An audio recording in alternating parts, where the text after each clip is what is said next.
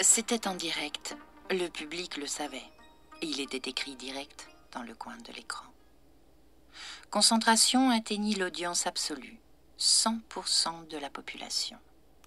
L'émission fut regardée par tout le monde, à la lettre.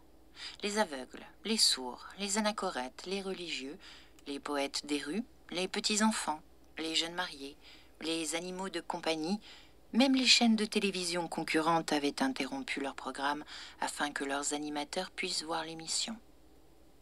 Les hommes politiques, devant leur poste, secouaient la tête de désespoir en disant « C'est terrible, nous aurions dû intervenir ». Dans les bars, les gens à demi affalés sur le zinc diagnostiquaient, les yeux rivés à l'écran. « Elle va y passer, moi je dis, c'est dégueulasse. Pourquoi les politiciens ont laissé faire ? Il y avait qu'à interdire ce genre de saleté. Il n'y a plus de moralité à la tête de l'État, c'est tout ce que j'ai à dire. » Les bien-pensants pensaient tout haut leur bien, la tête inclinée avec tristesse en direction du poste. Quelle souffrance! Quel jour noir pour l'humanité! Nous n'avons pas le droit de regarder ça. Il faut témoigner pour tant d'horreurs. Il faut rendre des comptes. À ce moment-là, nous ne dirons pas que nous n'étions pas là. Dans les prisons, les détenus regardaient et persiflaient. Et dire que c'est nous les hors-la-loi. C'est nous qu'on met en tôle et pas les organisateurs de cette merde. Mais ils regardaient. Les amoureux candides, blottis l'un contre l'autre dans des lits douillets, avaient installé le poste à leur chevet. « Regarde comme nous sommes étrangers à ce monde ignoble.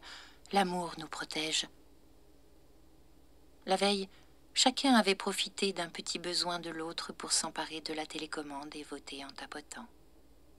Les carmélites, en silence, regardaient. Les parents montraient l'émission aux enfants pour leur expliquer que c'était ça, le mal. Dans les hôpitaux, les malades regardaient, considérant sans doute leur pathologie comme une exemption de culpabilité. Le sommet de l'hypocrisie fut atteint par ceux qui n'avaient pas la télévision, s'invitaient chez leurs voisins pour regarder Concentration et s'indignaient. Oh, quand je vois ça, je suis content de ne pas avoir la télévision. Au moment de l'appel, Panonique remarqua l'absence de la Caposdena. « Elle m'a abandonnée, pensa-t-elle. J'ai perdu. Je suis perdue. » Elle respira un grand coup. L'air qui lui entra dans la poitrine lui sembla contenir des bris de verre. Le capot Jean marcha au-devant des prisonniers, s'immobilisa, ouvrit l'enveloppe et clama. « Les condamnés du jour sont CKZ 114 et MDA 802. » La stupeur passée, Panonique s'avança d'un pas et déclara « Spectateurs, vous êtes des porcs !» Elle s'arrêta un instant pour calmer son cœur qui battait trop fort.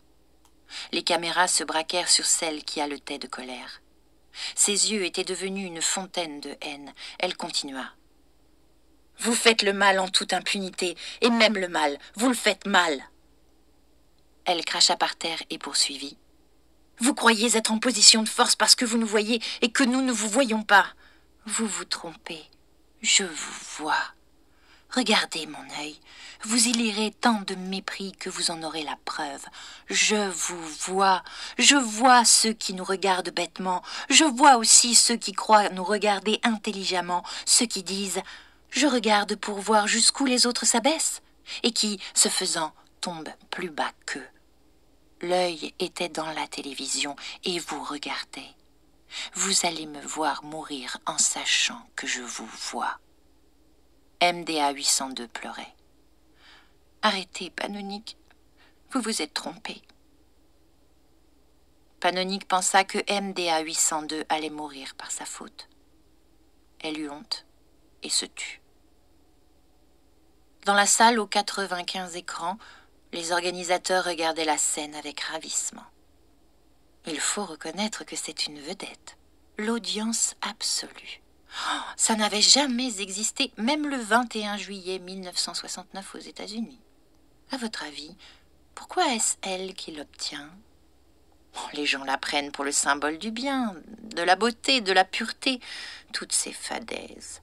Le combat entre le bien et le mal, ils adorent. Alors, le clou du spectacle, c'est la pureté exécutée par le vice, l'innocence livrée au supplice.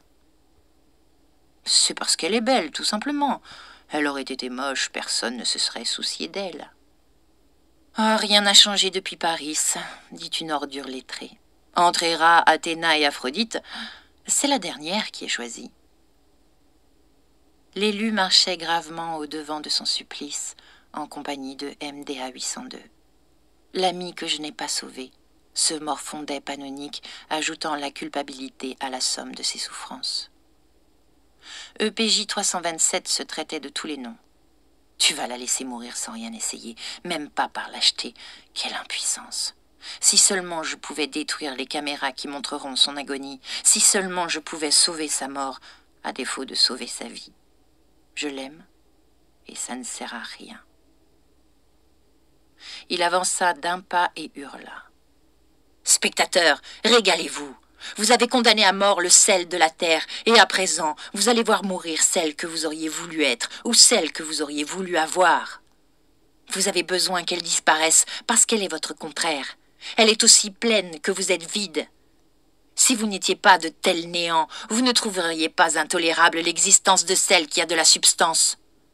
Une émission telle que Concentration est le miroir de votre vie, et c'est par narcissisme que vous êtes si nombreux à la regarder. » EPJ 327 s'arrêta quand il s'aperçut que personne ne s'intéressait à lui, ni ne l'écoutait.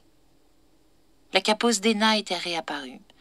Elle avait ramené sur l'esplanade les 2 condamnés et leur escorte. Elle posa par terre une partie des bocaux de verre dont ses bras étaient chargés. Elle en garda un dans chaque main et les brandit. « Ça suffit maintenant. C'est moi qui commande ici. J'ai entre mes doigts assez de cocktails Molotov pour vous tuer tous. Je peux détruire le camp entier. Si quelqu'un tente de me tirer dessus, je les balance et tout le monde explose. » Elle se tut avec une délectation évidente, consciente d'avoir les caméras braquées sur elle. Plusieurs organisateurs déboulèrent sur le plateau en courant avec des haut-parleurs. « Je vous attendais, » leur dit-elle en souriant. « Allons, Zdena, tu vas déposer ça par terre et venir discuter avec nous, » déclara la voix paternaliste d'un chef. « Dis donc, » gueula-t-elle, « je m'appelle Capos Zdena et on me vous voit, d'accord ? Je vous rappelle que le cocktail Molotov explose quand le verre se brise. »« Quelles sont vos exigences, Capos Zdena ?» reprit la voix intimidée dans le haut-parleur. « Je n'ai pas d'exigence. Je donne des ordres, c'est moi qui commande. Et je décide que c'est la fin de cette émission de merde. On relâche tous les prisonniers sans exception. » « Voyons, ce n'est pas sérieux. »« C'est tellement sérieux que j'en appelle aux dirigeants de cette nation et à l'armée. »« L'armée ? » ?»« Oui, l'armée. Il y a bien une armée dans ce pays. Que le chef de l'État m'envoie l'armée et on oubliera peut-être qu'il s'est tourné les pouces pendant que les détenus crevaient. »« Qui nous dit que ce sont de vrais cocktails Molotov entre vos mains ? » ?»« L'odeur, » dit-elle avec un large sourire. Elle ouvrit l'un des bocaux. Cela empesta l'essence et d'autres odeurs délétères encore plus pénibles. Les gens se mirent une main sur le nez. Zdena reboucha le bocal et clama. « J'aime ce mélange d'essence, d'acide sulfurique et de potasse. Mais on dirait que vous ne partagez pas mes goûts. »« Vous bluffez, Capos Zdena. Comment auriez-vous pu vous procurer de l'acide sulfurique ? » ?»« Une vieille batterie de camion en contient bien assez.